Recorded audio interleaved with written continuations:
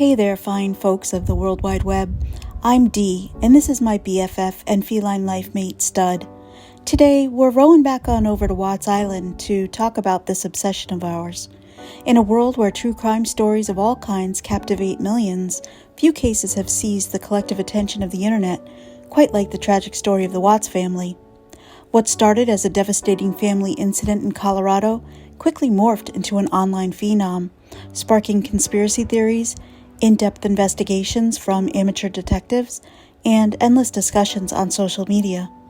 But why has this particular case stayed at the forefront of the true crime community's mind? Oh, please, allow me to opine. The Watts family tragedy was not just another headline. As news of the incident emerged, it captured a level of attention that transcended traditional media, spreading like wildfire across YouTube, Reddit, Facebook, and countless other true crime forums.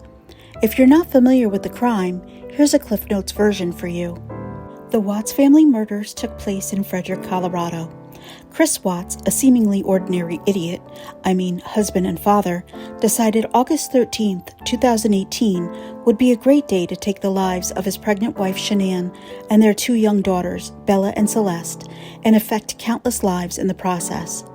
The case started as a missing persons report filed by a friend of Shanann's, Nicole Atkinson, who grew concerned when Shanann didn't respond to text messages or phone calls, then ultimately failing to show up for a doctor's appointment.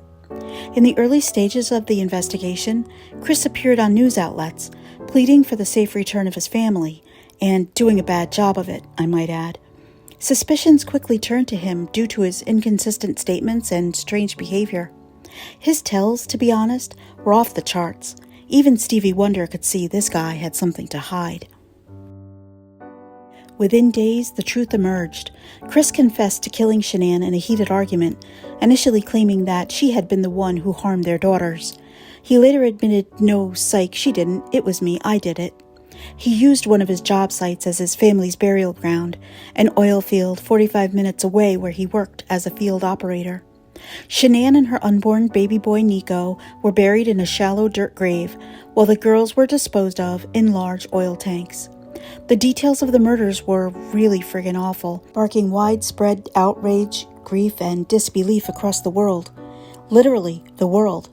The chilling nature of the case, combined with the family's seemingly perfect life displayed on social media, made it a focal point for true crime enthusiasts. That would be me.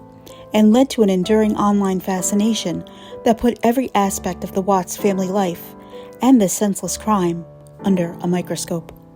With the internet's involvement, the Watts case transformed from a tragic news story into a viral true crime phenomenon, dissected and analyzed by millions. From the beginning, social media platforms like YouTube, Reddit, and Facebook saw an explosion of interest, with people sucked into every emerging detail. This case differed from others because of the sheer volume of publicly accessible information. Shanann had shared much of her life on social media, posting about her family, her health struggles, and her dreams for the future. These posts offered a deeply personal look into the family's lives, providing fuel for online discussion and speculation. As the investigation unfolded, online communities dissected body cam footage from police officers frame by frame, as well as the now infamous front porch interview of Chris Watts pleading for his family's safe return, and even his interrogation tapes, including his failed polygraph test. True crime enthusiasts and amateur sleuths scrutinized every second of footage, looking for clues in Chris's facial expressions, body language, and even the language he used. I know we were having marital discord, and we had that conversation that morning, and then she goes, "We have no idea where she is, or the kids." I promise you that I had nothing to do with any of that. What do I do to help you walk out of this room and not look like the person who's responsible? You have to trust me. That when I tell you that these two beautiful girls right here, I did nothing to them, and to my beautiful wife, I did nothing to her. Like, you have to trust me and believe me. Like, I know you don't know me as a person. You've known me for like 2.5, 3 hours, and I don't know what your opinion is, But you have to realize that these two beautiful girls right here and my wife, I had nothing to do with the disappearance. I know, like, you have to look at every vantage point. This is something I would never do to my kids or my wife at all.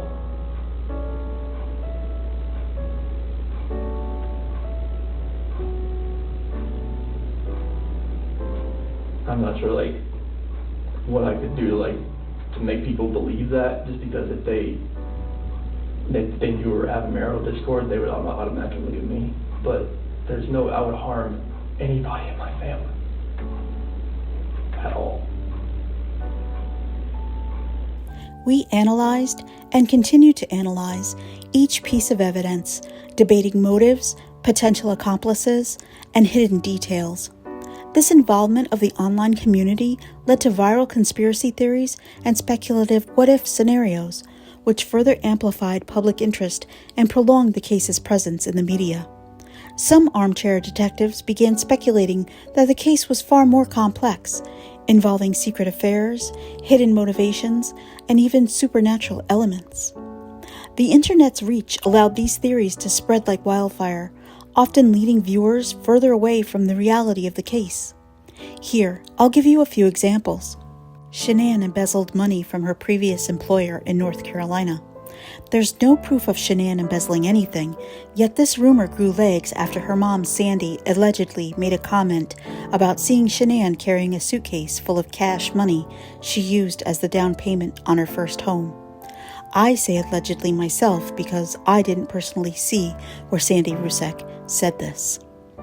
Nicole Kessinger, Chris Watts' former co-worker and mistress, was practicing witchcraft. Yes, Chris did say he felt there was dark energy around NK, and specifically in her home. And while I can't attest to the veracity of the energy at NK's house, I can tell you there is no proof of NK being a witch of any sort. But because Chris said he felt this dark energy, many sleuthers decided that this must mean she dabbles in the dark arts. Shanann was pregnant with someone else's baby. I'm not mentioning names here, but apparently some folks think a certain someone was putty in Shanann's hands once she slipped into her leopard print dress. Again, there's no proof of this, but proof schmoof, who needs proof when you're getting your jollies victim-shaming a pregnant dead woman? Am I right? Anyway, I digress. I do want to finish my thought on Chris's mistress, though. Once news of his relationship with her surfaced, online forums and YouTube channels blew up with theories about the timeline of events and questioning if this relationship could have been a driving factor in his actions. Spoiler alert, it was. The affair fueled civil discussions and heated arguments, with many hypothesizing about its influence on Chris's motives and mental state, as well as wondering if anyone else had knowledge of his plans. And by anyone else, I mean NK. But let's call a spade here.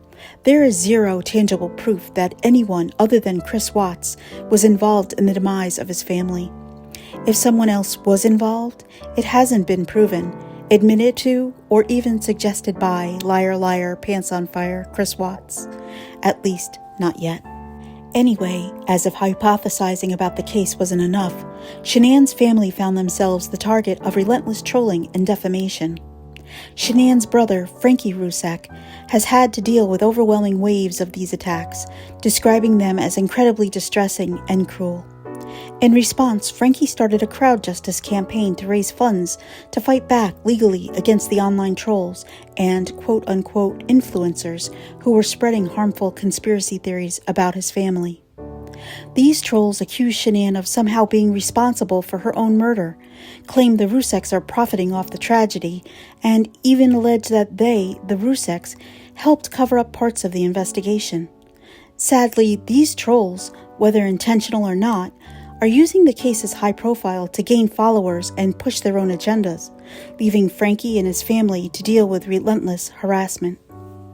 Through the crowd justice campaign, Frankie hopes to raise enough funds to take these trolls to court with the help of a social media specialist law firm. By seeking justice, the Ruseks hope to put an end to the harassment, protect the legacy of Shanann, Bella, Celeste, and Nico, and set a precedent against the abuse of grieving families online.